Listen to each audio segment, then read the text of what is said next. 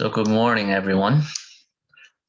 The way I run my Zoom is usually, I'm usually not good at just keep talking. So if I do ask questions, feel free to respond to me, and also feel free to ask questions if you don't understand something. It's more interesting when we have a discussion than me just talking and talking and talking. So just this is lecture series 3, and just to give you a quick background on why there's this lecture here. So basically, I would say I'm a person like have a foot in two worlds, trained as a psychologist, but also has a great interest in Chan practice. So I get to see the sort of the commonalities between both practices and how both tradition are used or utilized to deal with human distress and suffering. And the title of this talk is really from the movie The Grandmaster. If you ever seen it, that's a great film. I watched it several times. I love the film. One of the quote from this film here was that in order to be a grandmaster, you go through 3 stages. One was seeing oneself, being, seeing the world, and seeing all living beings. So I thought that was a pretty nice quote, which I think is related to, the practice of Zen as well. Because if you look at Dogen had this well-known quote.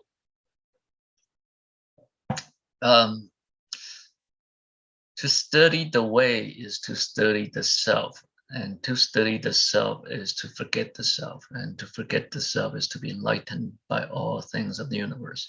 So I think this is a wonderful quote from Dogen, because after all, I think all Zen practitioners are for the target is the no self, or seeing oneself nature. But in modern psychology, I mean, the target is also the self, but the target is to have a better self-understanding. So I'm always interested how the study of the self and the study of the no self can sort of collaborate with each other. I'm not the first person to talk about this at all. I mean, there are many psychologists and Zen master talk about this, including our Sifu. The practice of Zen is really a process of self-affirmation, self-transformation, and self-dissolution. And these are the paths to the path of no self. So this is sort of a 3rd lecture, and you can follow.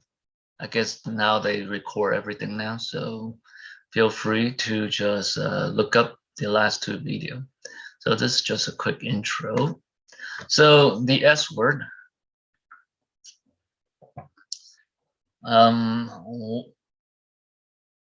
One thing, I don't know, I mean, maybe this joke, but sometimes I'm in a Zen community long enough, and I sometimes feel like people have this fear of saying the S word, the self,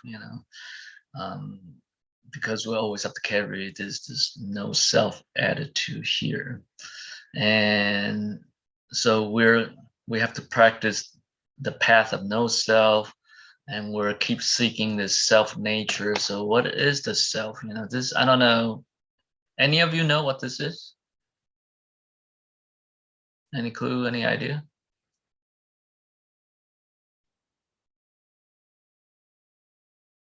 No, no one there? All right.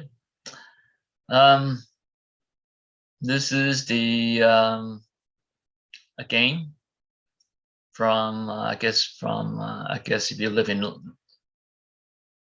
US long enough, this is the Where's Waldo game, and I guess this is a fun game because I always wonder, I mean, we always like seeking outside of us sometime for an answer.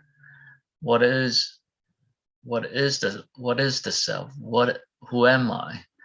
what is the purpose of life? I mean, we're always seeking, and and the point is that the answer is really within us. And so the talk I'm going to focus on today is really based on Jack Angler's writing. He has a lot of good writing focusing on how you need to really be somebody first before you can be nobody. So again, Jack Angler is a psychologist and scholar, and a Buddhist practitioner who's very interested in the importance of the self and how it's important to understand the self before we really move on to be the no self or being enlightened. So the rest of the talk will be really focusing on the concept of you have to be somebody before you can be nobody. Now, I think just a few, I'm going to ask a question now. Why do we need to have the self? I mean, I know to practice Zen, the goal is to have no self, or to realize no self. But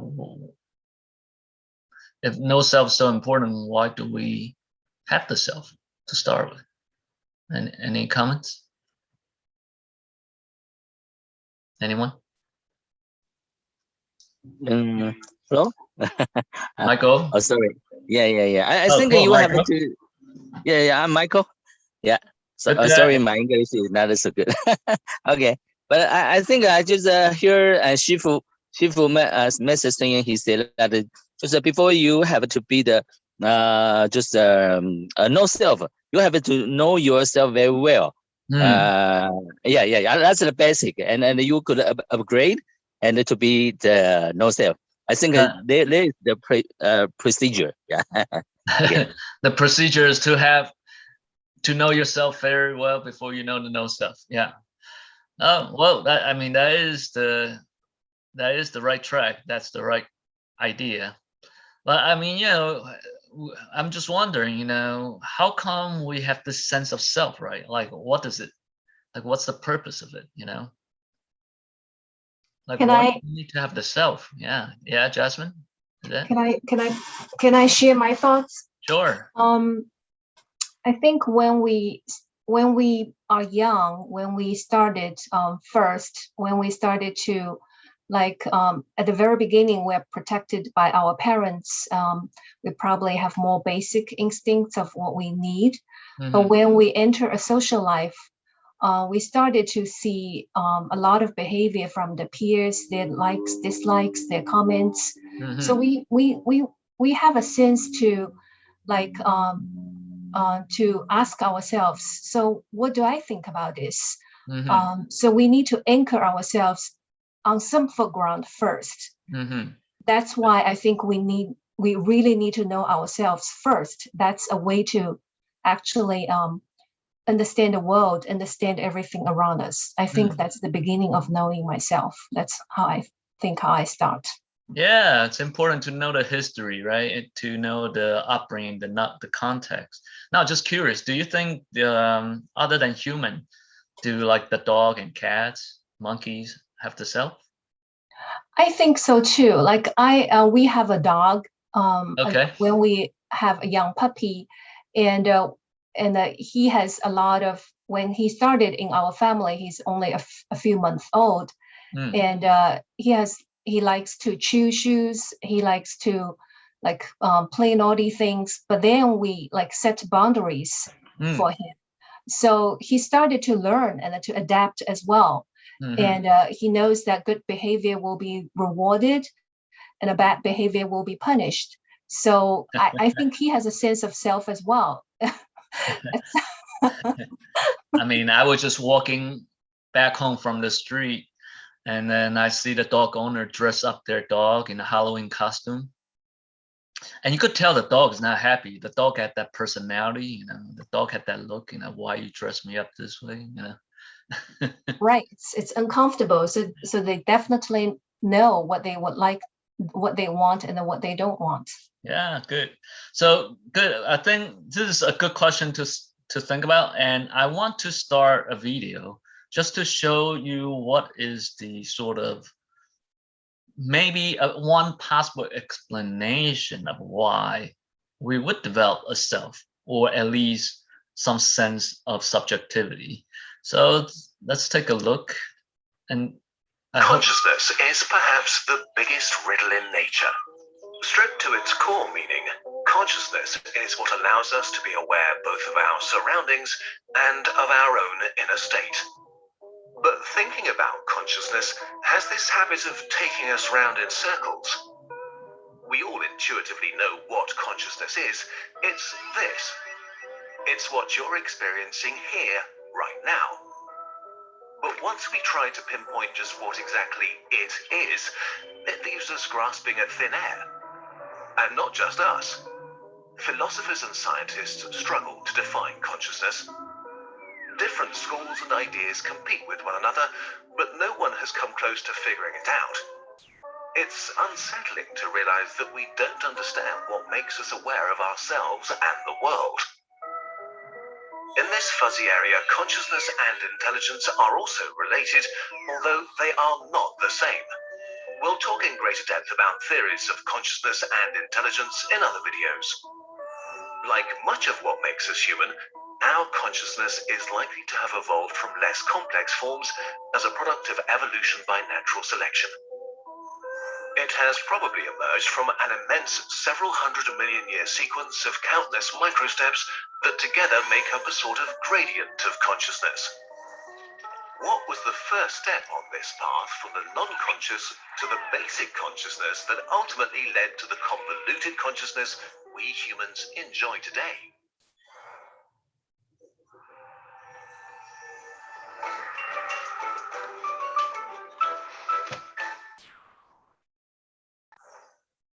Take a stone.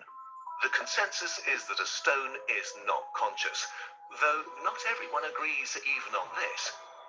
Some panpsychists claim that a lump of rock may have an inner life. However, there are no real grounds for any such assumption, since stones never show behavior. Their inner life can neither be proven nor disproven. A more common starting point is with living things. A living thing, or a self, is a part of the universe that sustains itself and makes more of its kind. To do so, it needs energy. And this is where an awareness of the world comes in handy. The original function of consciousness was probably to direct a mobile self that was short of energy to a fresh supply of food. On the smaller scales of life, you don't need to be aware to find food. Trichoplax adherens, one of the simplest of all animals, moves around haphazardly. It slows down in the presence of food and speeds up in its absence. This is highly effective and makes the tiny creature spend more time where there is food than where there is not. But it never moves in a particular direction towards a particular target, and there's no need for it to be conscious of its environment. The first major step towards consciousness was probably taken when mobile selves started to move themselves directionally, moving towards what was good for them, say food, and away from what was less good, say someone else who thought that they were food. Take Dugicia tigrina, a tiny worm known for its funny face. Sometimes the worm is hungry, and sometimes not.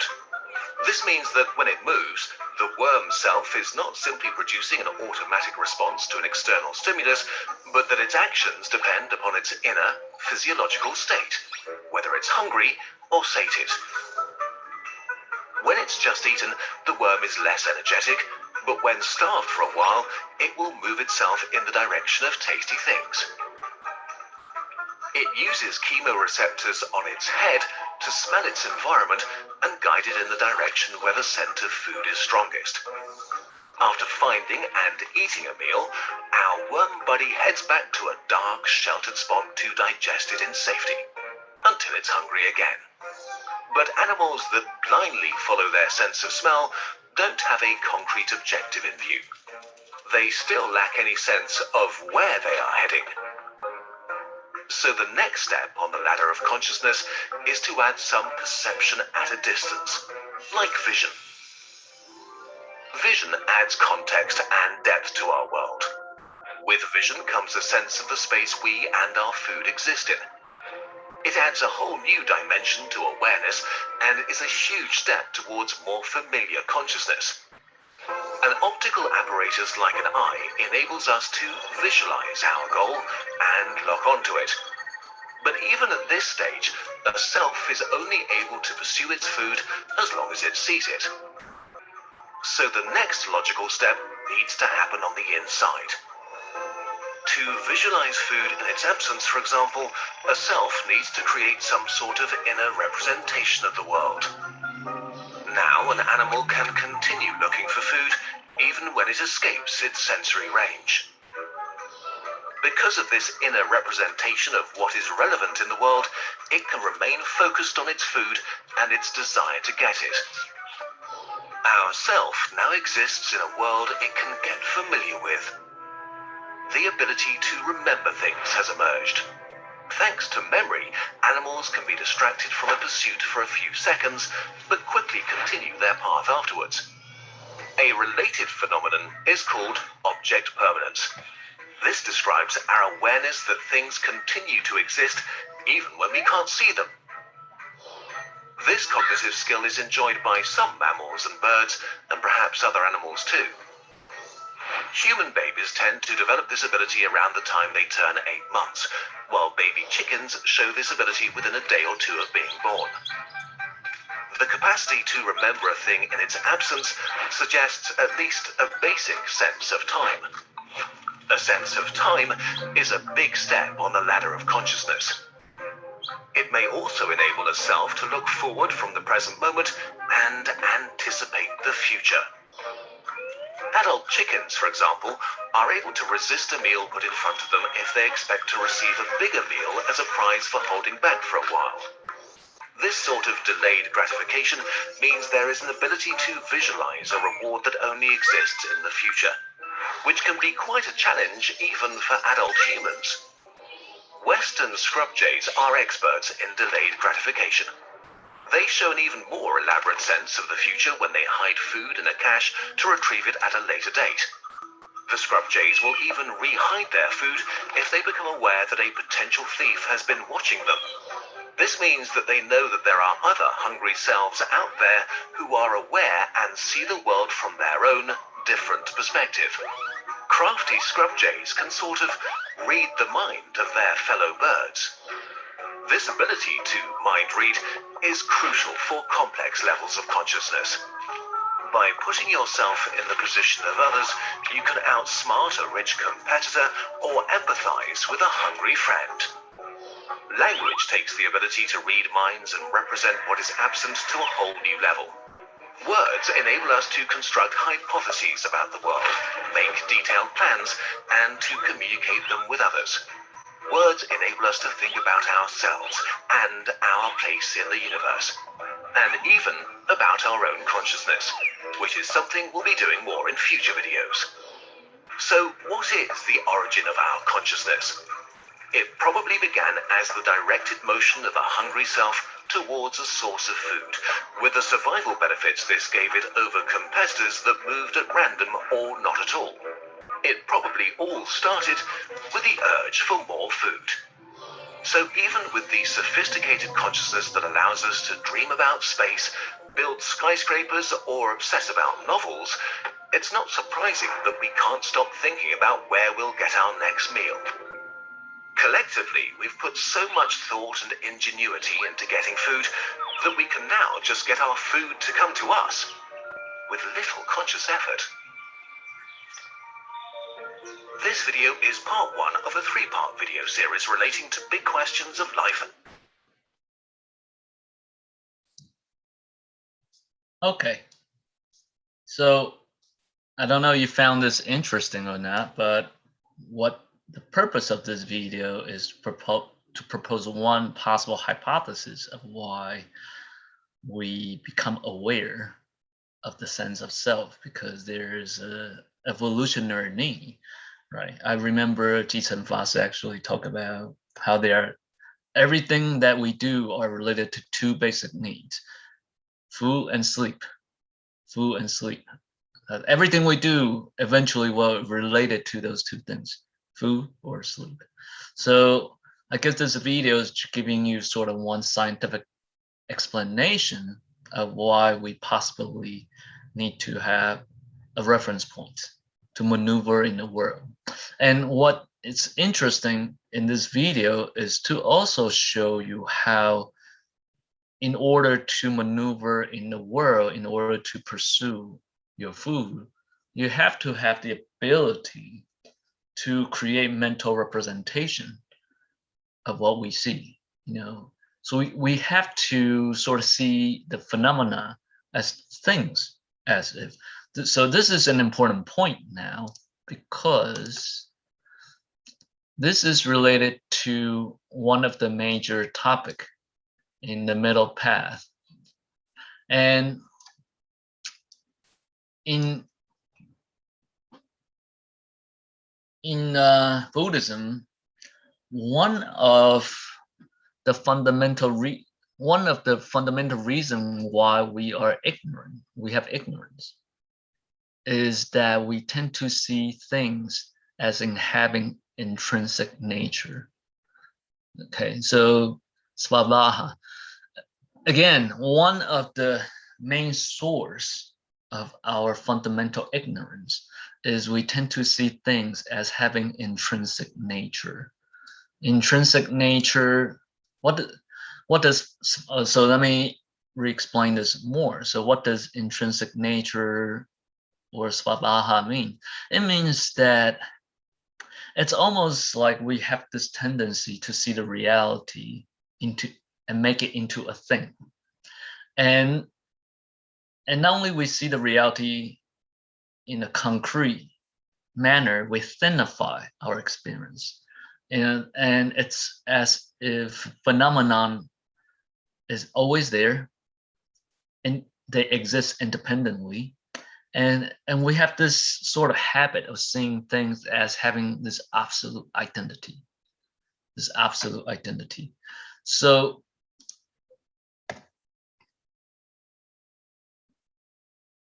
to explain this further, we have a tendency to see things as, so on the one hand, if we see water, if we see fire, yeah, the fire has certain essence, right? The fire has certain characteristic to it. It burns you. Water is wet. But so that is sort of one specific character related to the phenomenon. But then at the same time, though, we have this hidden way of looking at it as if they are solid and independent. So for example, can you think of fire for a second? If I say, can you just show me fire without anything else, is it possible? I just want to see fire without anything else related to it. Can you just show me the fire? Michael, what do you think? Possible?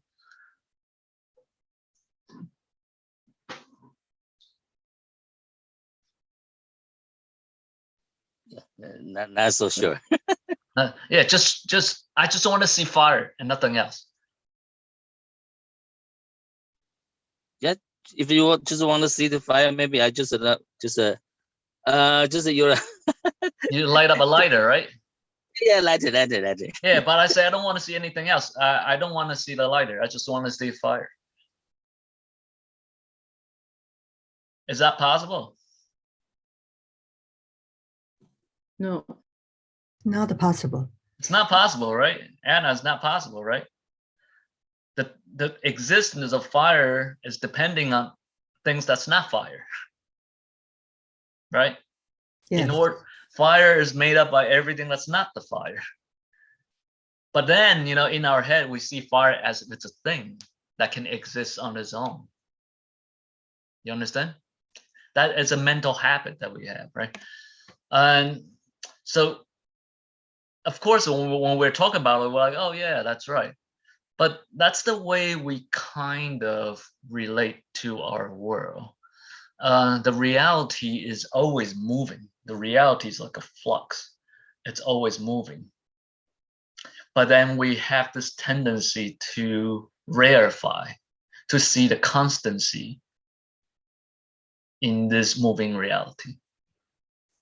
Okay, which is if you relate to our previous video, it is actually a survival technique, right? Before we have in the video, they show this object permanency, you know, how we need to see things as a thing in order to know how thing is moving from A to B. So it has some sort of survival value to it. So when we see, so this concept of emptiness, what does emptiness mean? Emptiness means empty of this intrinsic nature. The reality is actually empty of this absolute identity. True reality lack of this self nature. That's what, so the concept of emptiness is always correlated with the concept of svabha, the intrinsic nature. I mean, you know, these two concepts are correlated to each other. So this is a very important point I want to point out, because as Zen practitioner, we need to see the empty nature, right? So what does emptiness mean? Empty here again means empty of this intrinsic nature. So understanding it is one thing, because right now we could talk about it, but oh yeah, okay. But understanding this concept is very different than realizing this concept. Because when we see things as, when we thinify our phenomenon, then when we tend to see other beings as a thing as well. We tend to see ourselves as a thing, as a person. So as Diamond Sutra say, our fundamental illusions, what? Our fundamental illusion is seeing people, seeing the beings, seeing time, right? That in Diamond Sutra, they talk about this, right? How we tend to see people, beings, time. So far so good. So this is something that's this is one of our sort of independent, one of the fundamental distortion that we have. And we have this distortion for good reason, because that's good for survival value. And one way to explain the self, then, related to what I just said earlier. Do you all know what this is? No? Yes? I mean, I used to watch this a lot. Yeah.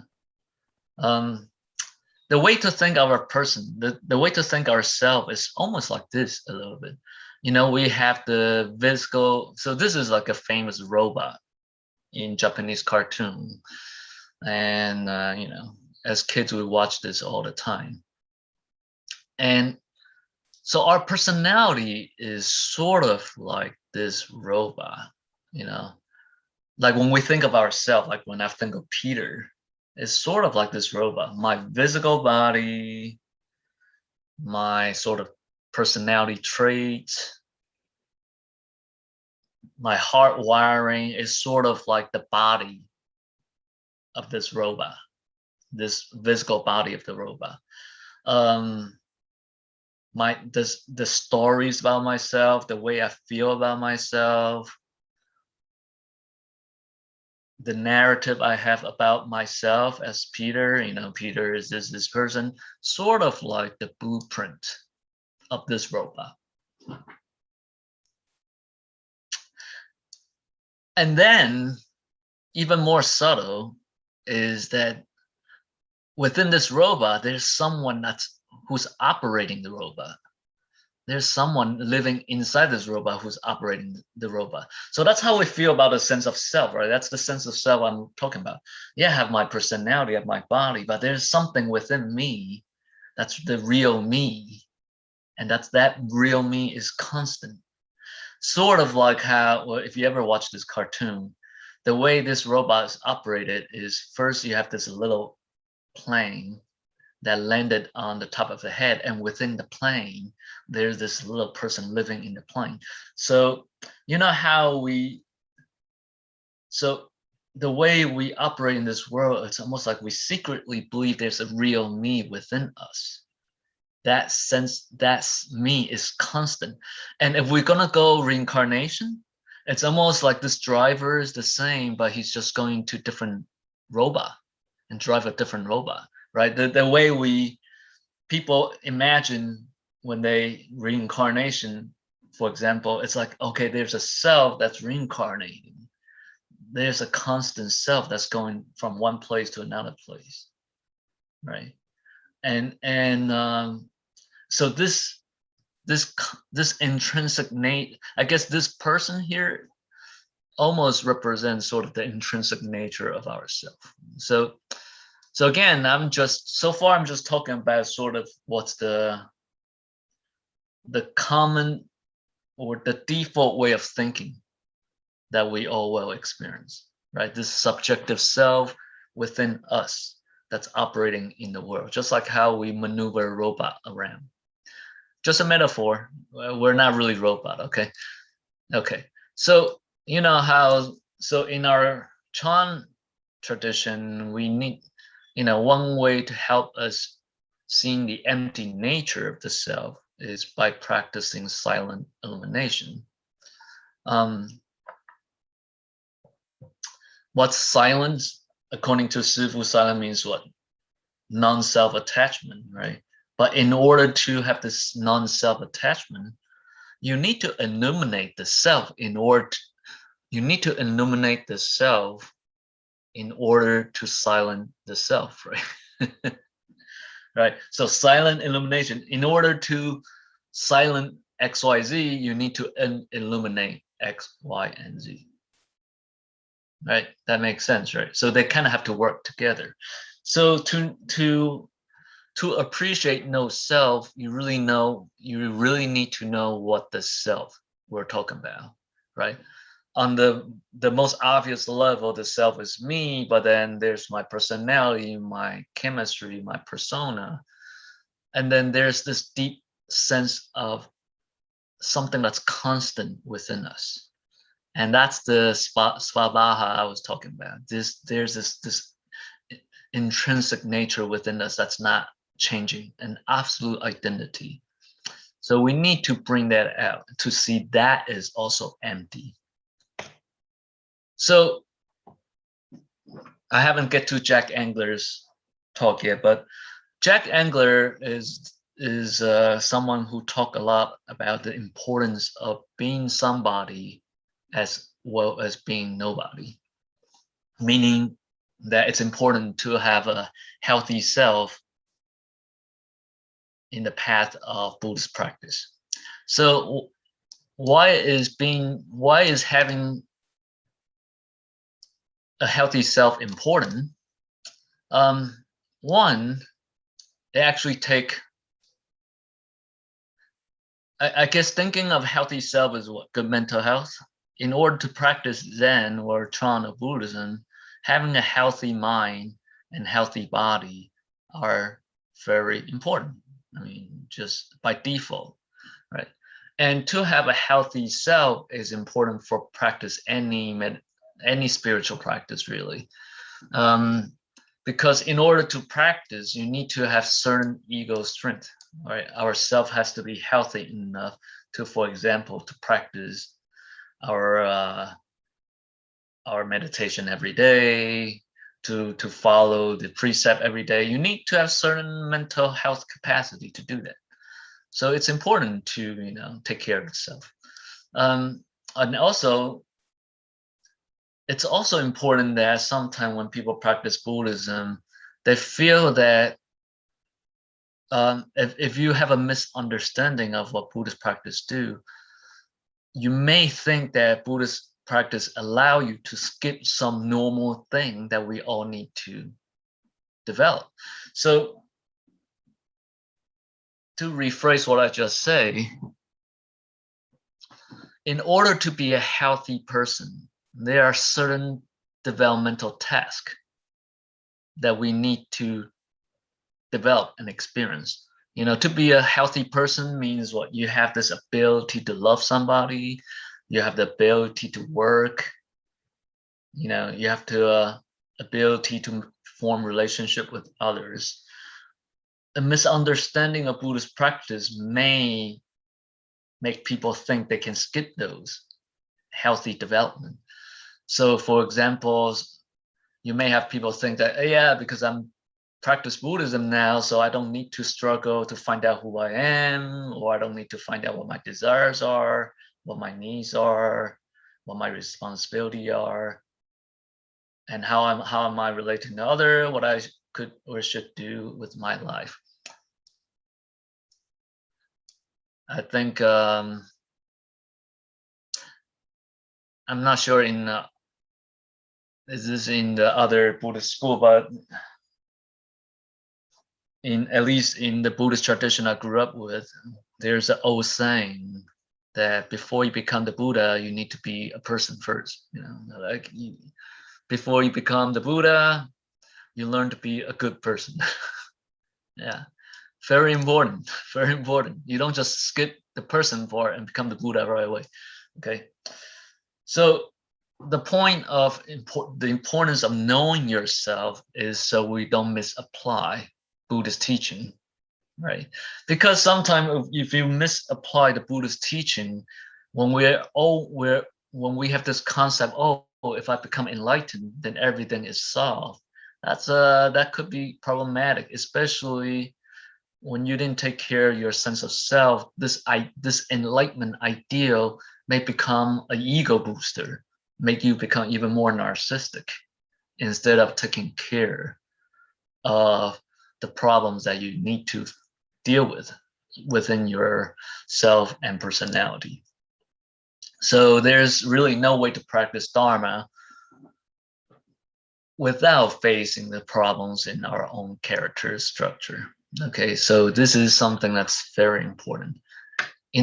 So far what I'm really talking about is, right, without the right view, Buddhism can become poison almost, you know, the poison for making ourselves bigger, not smaller. Right? So one of the sort of common sort of ideal people have is that if I become enlightened, I can solve a lot of issue, right? And it's important again to know that Buddhist practice will not instantaneously solve one's doubt and anxiety about oneself.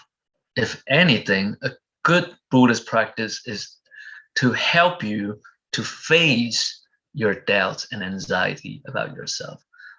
What it does is you should face the self, not running away from the problem related to the self. As Sifu sometimes said, Chan practice is like cleaning 1,000 years old toilet. There are a lot of issues you need to deal with. It's not like enlighten and then that's it, okay? Which I would say this view is similar to psychotherapy. The point of psychotherapy is to allow us to really examine our beliefs, our emotional drive, our narcissistic investment, and how not to engage in this extra work, right? So before you want to, if you want to change your bad habit, you kind of have to learn your bad habit first, right? That's just the basic concept here. So seeing the empty nature is important, but if you remember the ox herding pictures, seeing the self nature is sort of just the first glimpse. It's just the footprint of the ox. Still a lot more work to do. So far so good? Okay.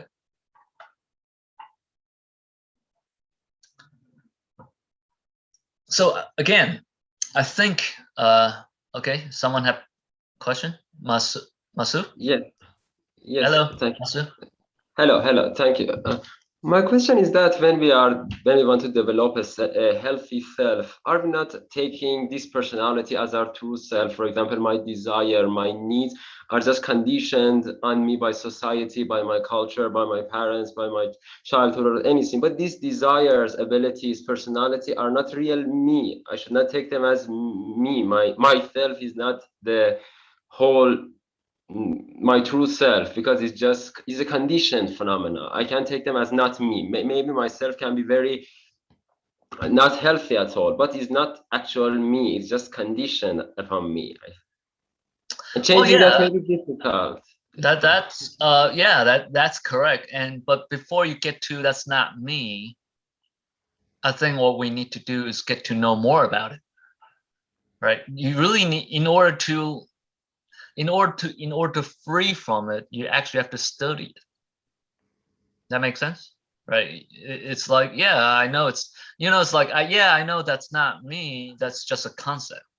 But to free from that takes a lot of hard work, right? So concept and experience are a little bit different. So I always like to use basketball as an example. The concept of basketball is easy. Put the ball in the hoop. That's it. Yeah, that's not hard to understand, but to really put the ball in the hoop takes a lot of practice. That makes sense? Yes, but for example, if we have to, for example, if we choose to take from the beginning, even though we can't experience that directly, that, for example, this is not me, I have attachment to this personality. But when we on intellectual level know that, for example, using Buddha's wisdom, that this is not actual me, I have something more than this personality. These are just thoughts. These don't have actual awareness. In this method, can't we how to say, escape that part of developing a healthy self? Oh yeah, I mean, if you use it correctly, yes. Meditative practice, if you use correctly, can actually help you to develop a healthy self. Actually, that's important. Yes. So it's good to point that out. That's why right view is very important.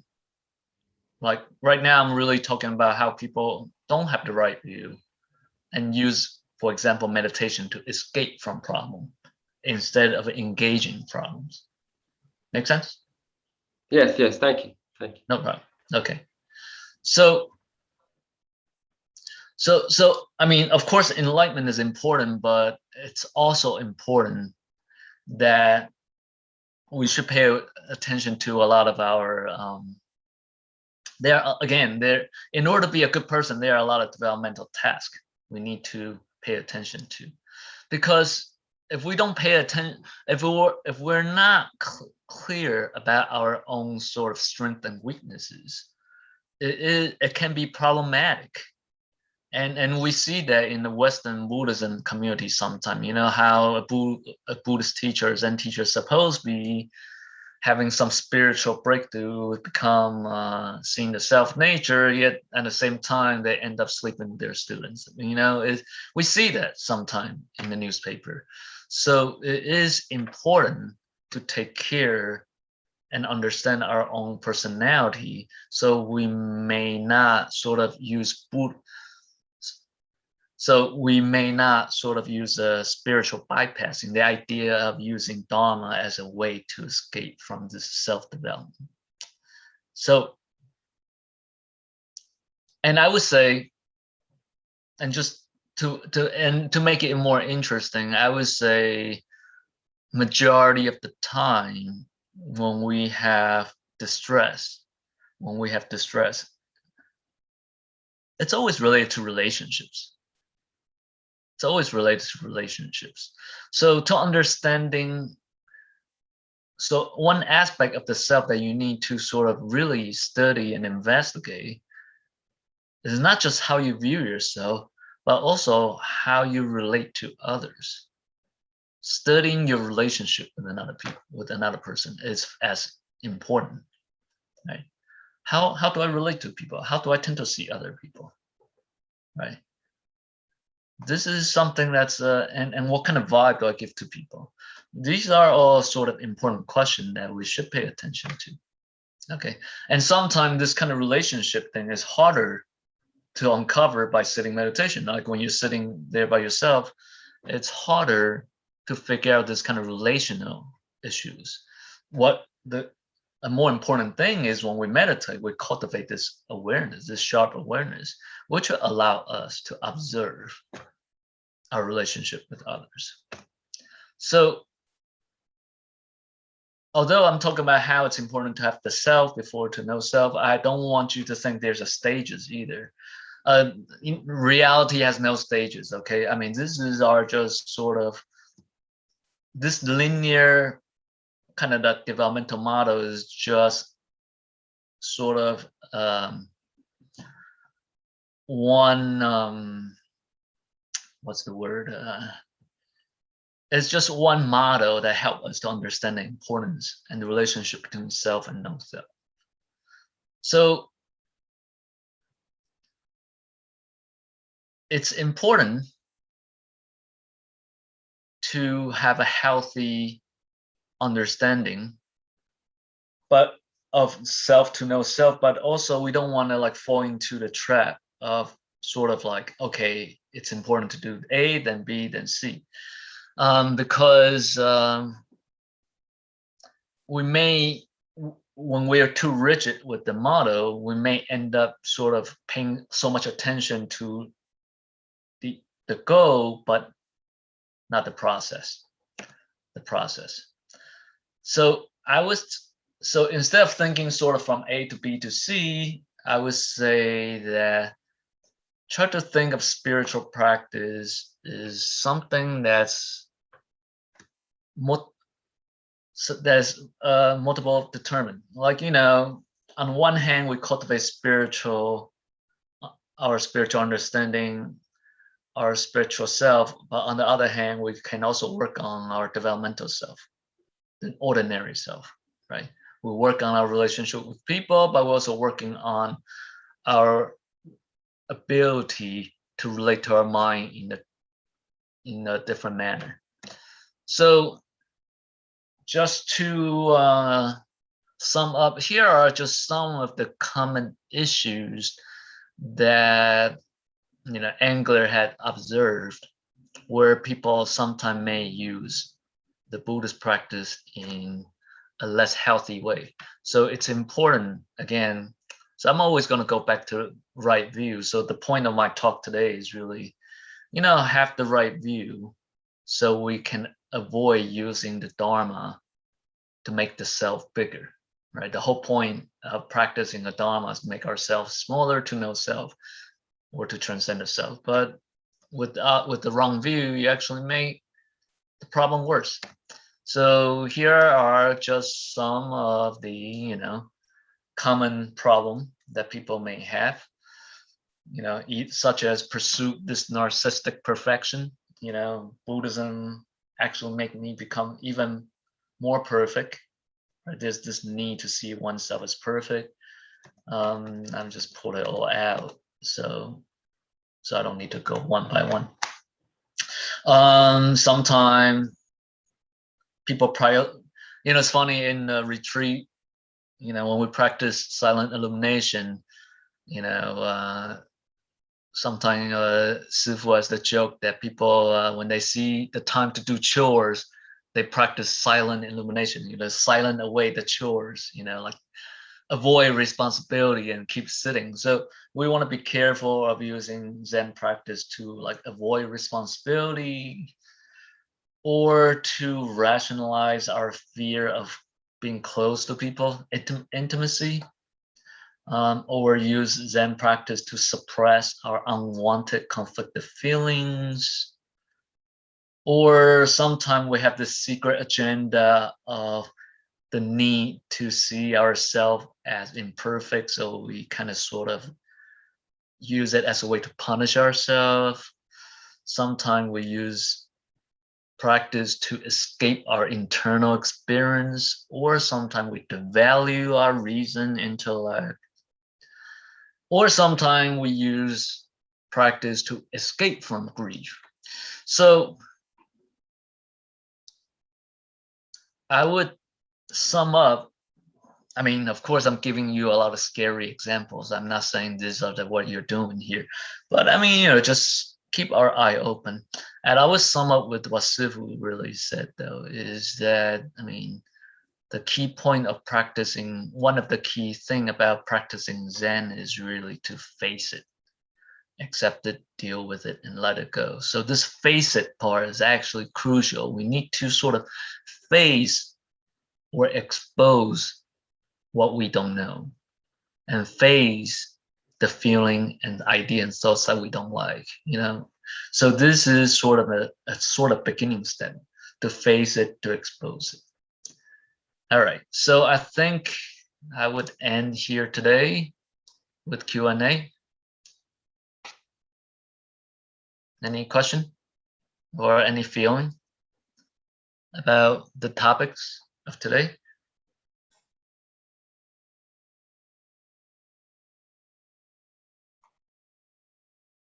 No? Yes? Masu? Hello? Okay, thank you so much. It was a great lecture. My question is about you said about that animation about the origin of consciousness. Okay. How I think as much as I understood, it was that it wasn't desire for food or something like that. Was it like this? So I think it just escaped one. When we have desire for food, we already have some awareness. When we something as for desire for something, it already has some awareness. It's just material things do not have the capacity to be aware of something. For example, if we go to evolutionary theory, for example, from I don't know, something like DNA or something, they don't have awareness, the capacity to know anything, the having desire, they don't have mind. We can't develop mind from matter because matter does not have the ability to be aware and know something. Yeah. Well, and I guess one of the evolutionary sort of hypothesis that part of the reason we need food is to reproduce, right? To pass on the genes. So everything starts out from passing on the genes, sort of, right? To reproduce, to pass on the genes, to get energy, so it can keep moving on. Yeah, Xiaoming? Yes, but about the inner awareness, for example, we could in the beings in this evolutionary process could do all of this without having, for example, like a robot that doesn't have any inner awareness. I mean this, that they don't developing an inner awareness. I mean, for example, they could go searching out for food, doing all of this process, but like a machine that doesn't have, like a computer that doesn't have any inner awareness. I mean this, they could. Are you talking about my example of the robot? No, I'm saying about this general concept of developing origin of consciousness, that using these evolutionary concepts. I say, how can matter? My basic question is this: how can matter can do this all of things without having any inner awareness? I don't know, maybe. Yeah. How? Well, I mean, the question is the matter and mind different or the same? That's an old, is the body and mind two things or one thing? That's the old debate. That I'm not gonna answer that question. Are the body and mind separate or together, right? But let me move on to Ming for a second, because we have 2 more hands. Yeah. Thank you, Peter. It's a great talk. And really enjoyed it. And then my question, kind of like, first you talk about the survivor and for the life, and then later you talk about a lot of those faith self. As my thinking is, we think we have to do all those self reaction from thinking, from feeling, so we could survive. Not just for food. It's how do we form ourselves? Each person so different, because very deep we think that way we could survive very good. And what do you think? How do we see that with the survivor, that kind of thing, with when you do meditation or whatever, face our feeling, now avoid those things, so we understand the way we think that will survive. I don't know if I say that clear. Well, I think that you get the right point. The reason why I'm showing you the film and the reason why I'm talking about the importance of the self is to demonstrate that the self has its purpose and function. So we don't need to run away from that function and purpose. But at the same time, we don't want to have a misconception of what the self is. You know, the self has its value. You know, just like I have my iPhone here. You know, I used the Pokemon app before. You know, like an app in the phone function of the phone is important, but that's not the only function. Right. So when we mistaken the self as the real self, it's almost like mistaken the iPhone only have the phone function. So that is sort of where I'm coming from. So the self is important. It has evolutionary survival value to it. So we need to understand it, learn about it, and don't misuse it. That's the concept here. Louis Stevenson. Louis. Thank you, Dr. Lin. My question is just really about the Dogen slide. Okay.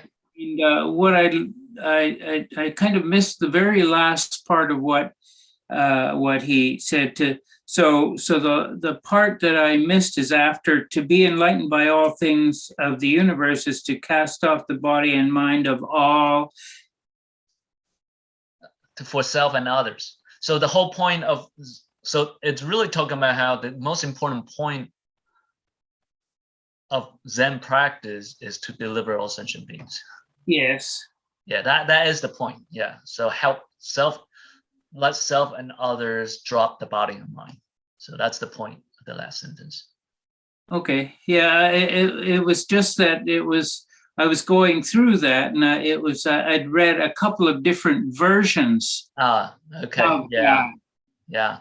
And then there's the Chinese version too. Yeah. and so what I was trying to do is to finish writing it out, because it's a poem. Right. And it's recorded, by the way. So don't worry if you. Okay. Yeah, you could always go back. Yeah, you could always go back. Okay. Thank you very much. And Anna. Yes. Thank you, Dr. Lin, for your teaching. It's very good. So I still have some question about confused about the intrinsic nature. Okay. You talk about human beings are ignorant. Most people are ignorant because they don't see things as have the intrinsic nature. So what's the intrinsic nature? Can you give an example? Also, the relationship between intrinsic nature and emptiness. I think we may have some relationship, right? So emptiness, sunyata, means empty. So empty of what, right? Emptiness is not just a word itself. Empty is what? Empty of the intrinsic nature. That's that's emptiness means. That's what emptiness means. Or empty of self nature, right? So what's intrinsic nature? Intrinsic nature means we tend to see, you know, like when I'm holding a cup, we have sort of the tendency to see the cup as if it's always there. It can exist independently. And yeah, you know, like that is what intrinsic nature means. Independent of everything else, exists on its own. It's as if it's a thing that can always stay there. That's why I use the example of fire. You know how we see fire as a thing, but then if I ask you to show me the fire without anything else, you can't, because fire has to exist from non-fires. So that's just sort of like think of it as sort of like a bad thinking habit we all have. We have the tendency to rarefy or solidify. Sometimes people use the word thinify, you know, seeing phenomena as things. In other words, but why is this important? Because we tend to see the self as a thing. And when we see the self as a thing, we tend to see other as a thing. You know how like when we say someone is dumb, it's almost as if that person is a dumb person forever. Or if I say I'm a loser, somehow I become a loser forever. You know how we have this tendency to see ourselves as that. That makes sense? Yeah. So nothing is permanent. It's all impermanent. Right. I mean, you know, yeah, intrinsic nature is seeing. So the whole robot thing, although we know our body is changing, our mind's changing, but we all have this little tendency to see, okay, but my real self must be somewhere within me that's not changing. That's the definition of a self, not changing. Okay. Right? Something really within me that's not changing. Okay. That's our sort of a need we always have. Okay, so this concept is actually, I feel, is very important, because if we see everything, just like no self, everything is changing, nothing is really have those intrinsic nature, then we will have less attachment. Oh yeah, well, Nagarjuna write the whole book on that, you know. Right, the middle path, right? I mean, you know, the whole point of Nagarjuna is he gave you like thousands of examples why things are lack of intrinsic nature. Okay. Thank you. No problem. So I guess 12:04. I mean, I could keep going. Yeah. Peter, do you want to lead us to deliver the merit? Why don't you do it? I don't have a Oh, you don't have the verse. Yeah, I don't. I don't have it either. Okay, all right. Yeah, we have to say in English too, right? Well, thank you so much for your teaching. Let's just bow to each other and let's say Amitofo. Okay. All right. So pleasure to be here, and have fun searching yourself, everyone. Thank you, Peter. All right. Thank you.